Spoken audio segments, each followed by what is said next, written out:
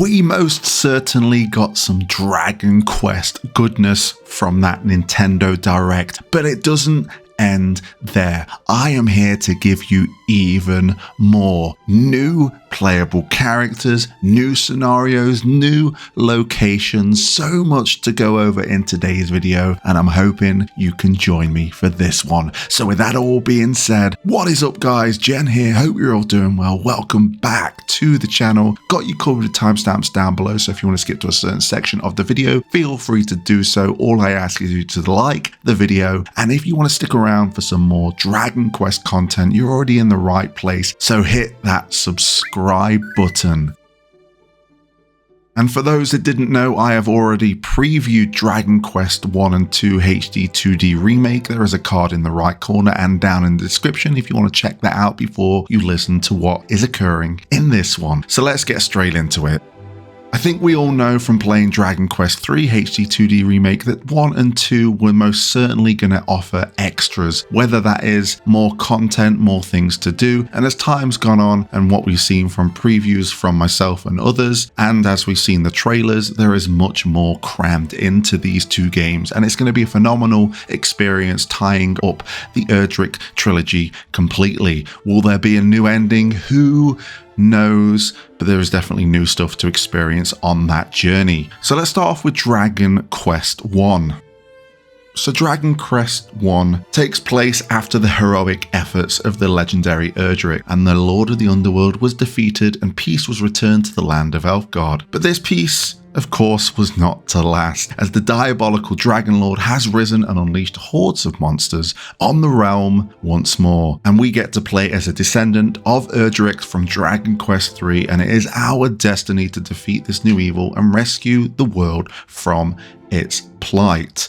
And we play the hero. He possesses courage, strength to face monsters, as well as kindness, and he will be our solo protagonist for Dragon Quest I. That's right, I was so sure that we were going to get additional party members. We might still do, because Princess Gawain is still a bit of a question mark above her head, but we indeed get to play just as the hero, and we expand upon multiple enemies as opposed to one-on-one battles like the original, which of course gives the chance to the hero to have a plethora of abilities to play with, of what you will recognize some from Dragon Quest III HD-2D Remake, to best accompany this solo hero in multiple enemy battles. But it doesn't stop there. As we progress through Dragon Quest, we will go against more powerful enemies that we didn't in the original, and we really need to be ready for some of these, because these are going to be quite the challenge. We're really going to have to dive into our ability and spell set to see if we can conquer all of these powerful enemies that are in this game. Now, I started off talking about combat there, but let's just touch on the story ever so slightly. We are going to be getting additional scenarios in here. We're going to get a bit more of a story behind of what happened with Princess Gawain and what happened when she was kidnapped by the Dragon Lord, and how things have been doing while she's been missing. We'll be getting various scenarios flashing back to this and getting more of a story and her connection with Rubis. Of course, we start off in Tantagel, and this has deep ties to the Dragon Quest III protagonist. Not only that, a familiar character who appeared in Dragon Quest III, you'll be meeting again, or maybe a descendant of that character here in Dragon Quest I. And to throw things into the mix even more, we will be having new encounters with fairies and dwarves that didn't appear in the original Dragon Quest I, thus expanding even further the things we can do here.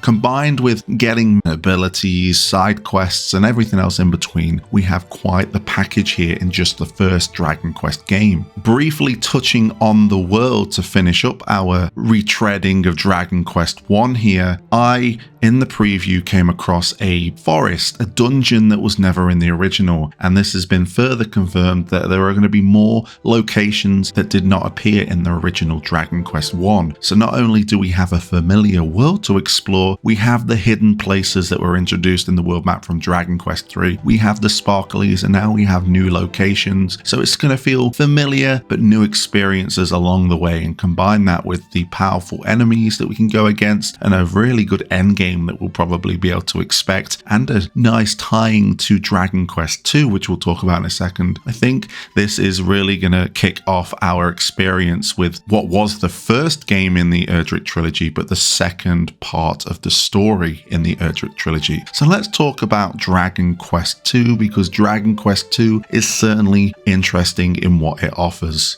Let's have a bit of a story recap before we dive in. Many years have passed since Elgard was saved from the Dragon Quest I hero of which we played as, and it earned him the title of his storied forebear. Now, the descendants of this Erdrick and his scions founded 3 kingdoms that thrived in peace. Yet darkness stirred once more, and a sudden invasion of malicious monsters plunges the world into shadow once again. All that stands between the forces of evil and their wicked ambitions is a band of young princes and princesses of Erdrick's lineage. The time has come for them to venture forth and honor their ancestors' legacy and tie this trilogy all together to its end. So I think we should talk about the characters. We have the hero, the Prince of Meadenhall, who possesses both strength and kindness. Even though he can't use spells, he defeats enemies with his brawn and his skilled sword combat, and you can expect to see many skills across the game that will support you in combat. We then have the Prince of Cannock, and I can tell you right now from experience, this prince is no longer squishy, and he definitely has a part to play. He has a calm and gentle personality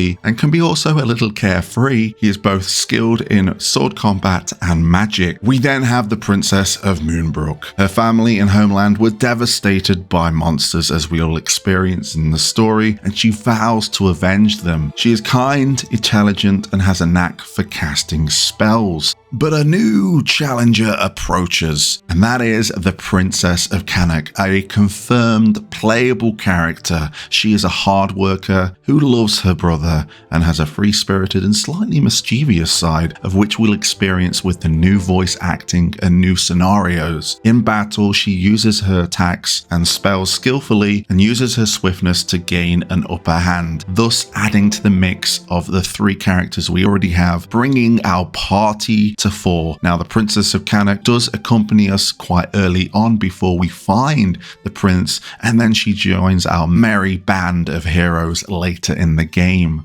I really think looking at it, Dragon Quest II is probably going to be the best out of the 2, but having that full experience playing Dragon Quest I through to Dragon Quest II is definitely going to be a journey worth traveling through. I think this is where the voice acting is really going to come into play here. Even though we'll be playing as a silent protagonist, we have 2 princesses and a prince, which will be interacting and building relationships as we go throughout the story. We'll have touching moments, funny moments, and everything else in between. It will deepen our friendships and bonds as we journey through Dragon Quest II. Dragon Quest II also gives us access to additional transportation to explore a more vast world map, of which we will recognize a few locations, but it expands and we get to live through the world of Dragon Quest II. But that's not all. Again, here, there are going to be more hidden spots across the map with sparklies to find and distract you with, and there's new towns and locations to really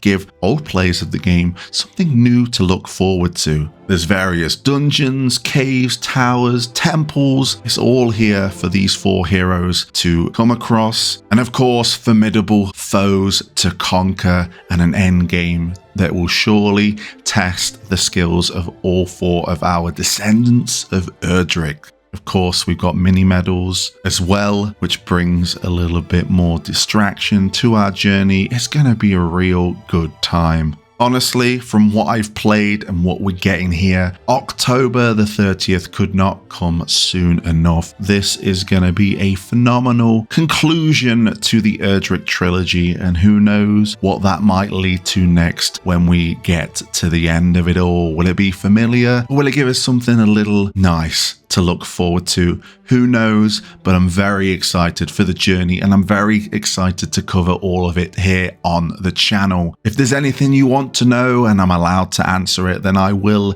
in the comments section down below. I appreciate your time. I'm going to ask you the question, are you excited for Dragon Quest I and II? Has the new information, the new trailer, screenshots and everything else in between got you more excited? Because it certainly has made me more excited to dive into this. I absolutely loved my experience and 100%ing Dragon Quest III HD-2D remake, and it looks like there is plenty in store when it comes to Dragon Quest I and II HD-2D remake. Bring it on. I appreciate your time. Don't forget to hit the subscribe button for more Dragon Quest content, and I'll catch you on the flip side.